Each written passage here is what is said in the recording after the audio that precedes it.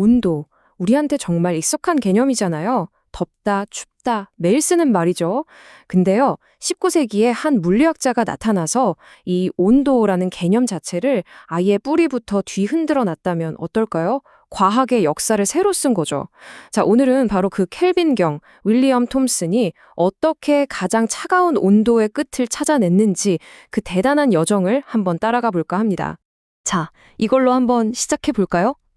세상에서 가장 차가운 온도는 과연 몇 도일까요? 그러니까 추위에도 끝이 있을까요?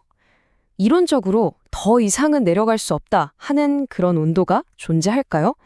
어때요? 되게 단순한 질문 같죠? 근데 바로 이 질문이 오늘 이야기의 가장 중요한 핵심입니다.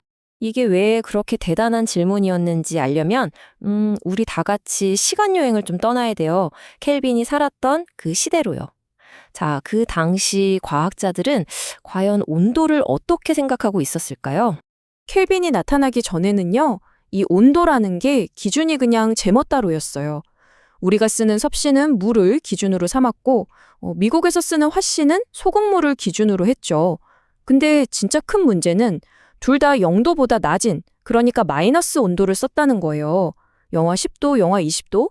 이게 일상생활에선 괜찮은데 과학 계산에 이 음수값을 집어넣는 순간 물리 법칙이 막 뒤죽박죽 엉망이 돼버리는 거예요. 완전 골칫거리였던 거죠. 이 문제가 그 당시에 얼마나 중요했는지 알려면 시대 배경을 좀 봐야 돼요. 그때가 바로 산업혁명 시대였거든요. 모든 공장, 모든 기차가 다 증기기관 힘으로 돌아가던 시절이었죠. 그러니까 조금이라도 더 효율 좋은 엔진을 만드는 게 바로 나라의 힘, 국력이었어요.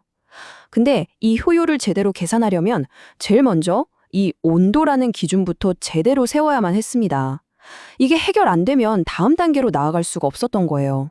바로 이 지점에서 역사의 무대에 한 명의 천재가 딱 등장합니다.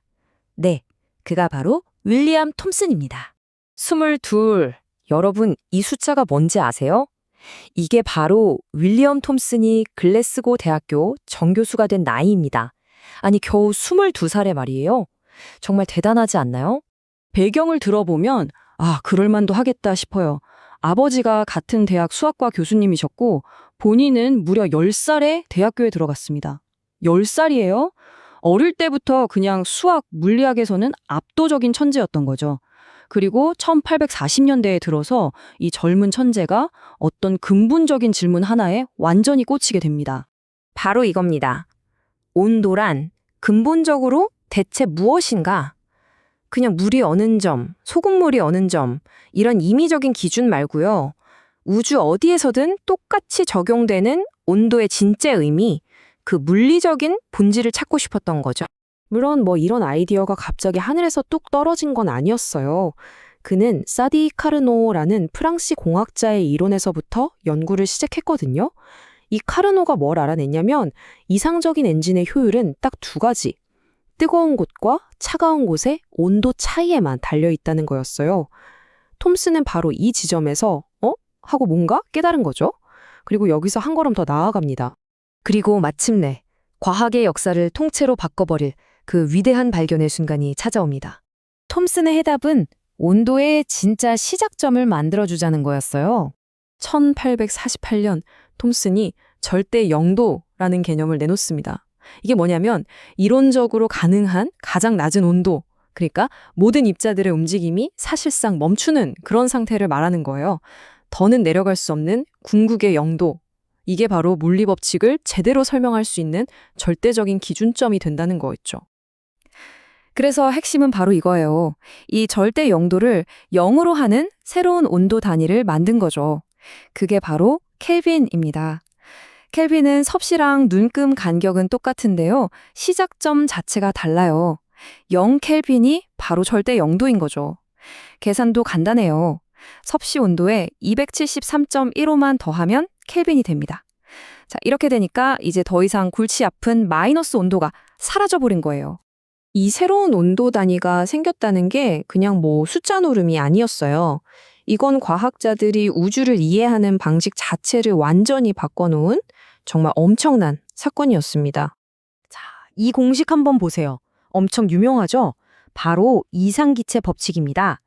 간단히 말하면 기체의 압력 P랑 부피 V를 곱한 값은 온도 T에 비례한다는 거죠. 근데 진짜 재밌는 게 뭔지 아세요? 이 공식에 들어가는 온도 T는요, 반드시 켈빈으로 써야만 말이 된다는 거예요. 한번 생각해 보세요. 만약 섭씨를 써서 영하 10도, 즉 마이너스 10을 넣으면 어떻게 될까요? 갑자기 기체의 부피나 압력이 마이너스가 된다는 말도 안 되는 결과가 나와요. 하지만 켈빈을 쓰면 그런 모순이 싹 사라지죠. 이것뿐만이 아니에요. 물질이 가진 총 에너지, 즉 내부 에너지나 우주가 얼마나 무질서한지를 나타내는 엔트로피 같은 거요. 이런 연력학의 핵심 개념들이 켈빈 없이는 아예 계산 자체가 불가능합니다. 켈빈이 바로 모든 걸 푸는 열쇠였던 거죠. 이 표를 보시면 그 중요성이 한눈에 들어옵니다. 에너지는 보존된다는 연력학 제1법칙, 무질서도는 항상 증가한다는 제2법칙, 그리고 절대 영도에는 절대 도달할 수 없다는 제3법칙까지. 이 연력학을 떠받드는 세 개의 기둥이 전부 다 이 켈빈이라는 절대 온도가 없으면 그냥 와르르 무너져 버리는 거예요. 그 정도로 핵심적인 개념입니다. 근데 켈빈의 영향력은 여기서 끝나지 않아요. 그의 유산은 연력학이라는 분야를 훌쩍 뛰어넘어서 물리학 전체로 뻗어나갑니다. 이거 진짜 재밌는 이야기인데요. 켈빈이 실험의 천재, 패러데이와 수학의 천재, 맥스웰, 이 두 거인을 연결해주는 다리 역할을 했어요. 패러데이의 그 번뜩이는 아이디어들을 맥스웰이 아름다운 수학 방정식으로 완성시킬 수 있도록 중간에서 도운 거죠. 그리고 바로 그 맥스웰 방정식이 나중에 아인슈타인의 상대성 이론으로 이어지는 발판이 됩니다.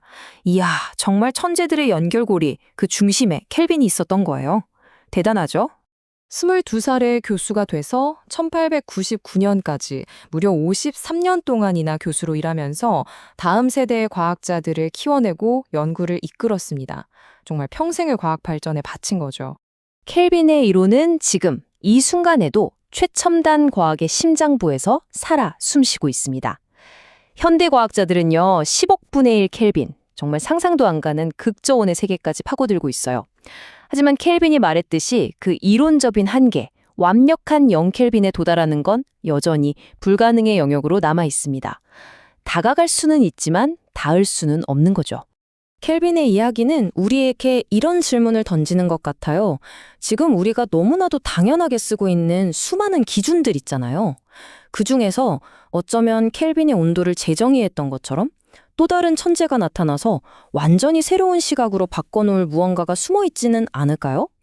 우리가 아직 발견하지 못한 또 다른 절대 영도는 과연 무엇일까요?